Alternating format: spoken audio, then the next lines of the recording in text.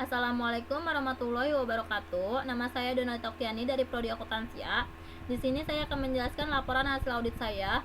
Yang pertama, saya akan menjelaskan gambaran kantor akuntan publik dan sejarah kantor akuntan publik.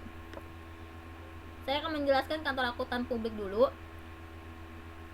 EY merupakan hasil dari serangkaian merger antara organisasi-organisasi pendahulunya. Kemitraan awal yang tertua berdiri pada tahun 1849 di Inggris. Sebagai Harding and Puleyin pada tahun tersebut, Frederick Whinney bergabung. Ia menjadi rekan pada tahun 1859 dan dengan anaknya.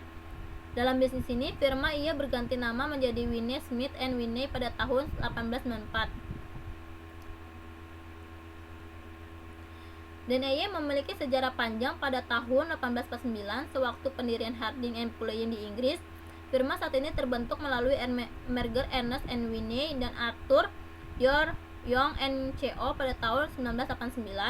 Firma ini dikenal sebagai Ernest and Young sampai dengan pada tahun 2013 sebelum melakukan pergantian merek menjadi EY. Akronim EY sebelumnya juga sudah menjadi nama informalnya sebelum ditetapkan secara resmi. Lokasi kantor akuntan publik berlokasi di Bursa Efek Indonesia. Alamat itu di Gedung Indonesia Stock Exchange, Jalan Jenderal Sudirman, KAF 52-53, RT 5 RW 3, Senayan, Kecamatan Kebayoran Baru, Kota Jakarta Selatan. Jumlah cabang kantor akuntan publik itu ada 700 lokasi di lebih dari 150 negara. EY memberikan pengetahuan lokal dengan pengalaman global. Struktur EY terdiri dari eksekutif dan wilayah. Eksekutif mencakup kepemimpinan global EY, badan tata kelola, dan 3 area geografis EY. Bekerja sama, mereka mengawasi strategi global, merek, perencanaan bisnis, investasi, dan prioritas kami. 28 wilayah ini dikelompokkan dalam 3 wilayah geografis: Amerika, Eropa, Timur Tengah, India, dan Afrika, dan Asia Pasifik. Dan jumlah partnernya itu ada Bank Bukopin, Indofood, Sukses Makmur. Selanjutnya saya akan menjelaskan sejarah perusahaan PT BNI. Berdasarkan peraturan pemerintah nomor 19 tahun 1992, tanggal 29 April 1992, telah dilakukan penyesuaian bentuk hukum BNI menjadi perusahaan perseroan terbatas. Penyesuaian bentuk hukum menjadi persero dinyatakan dalam akte nomor 131 tanggal 31 Juli 1992, dibuat di hadapan Muhani Salim SH, yang telah diumumkan dalam Berita Negara Republik Indonesia nomor 73 tanggal 11 September 1992. Tambahan nomor 1A, BNI merupakan bank BUMN atau bank usaha milik negara pertama yang menjadi perusahaan publik setelah mencatatnya saham di Bursa Efek Jakarta dan Bursa Efek Surabaya, sekarang BEI, pada tahun 1996, dalam upaya memperkuat struktur keuangan dan meningkatkan persaingan usaha di dunia perbankan nasional. BNI melakukan sejumlah aksi korporasi, yaitu proses rekapitalisasi oleh pemerintahan di tahun 1999, divestasi saham pemerintah di tahun 2007, dan penawaran umum saham terbatas di tahun 2010.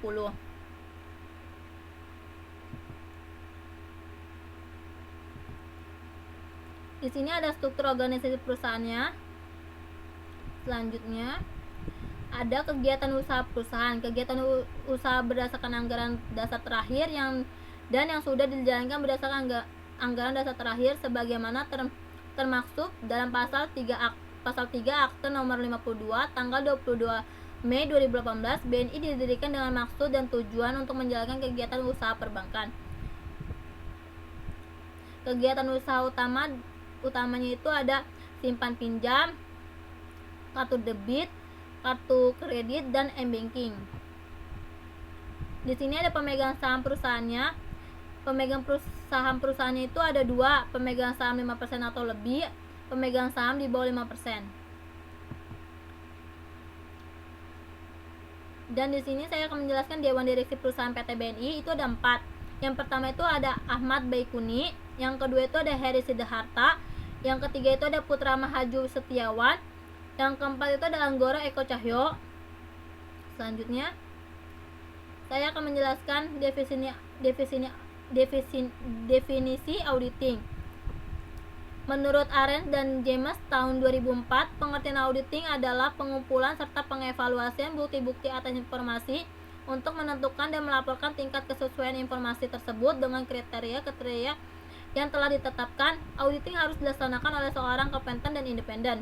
Menurut Krishna Agoes tahun 2012, auditing adalah suatu pemeriksaan yang dilakukan secara kritis dan sistematis oleh pihak yang independen terhadap laporan keuangan yang telah disusun oleh manajemen beserta catatan-catatan pembukuan dan bukti-bukti pendukungnya dengan tujuan untuk memberikan pendapat mengenai kewajiban laporan keuangan tersebut.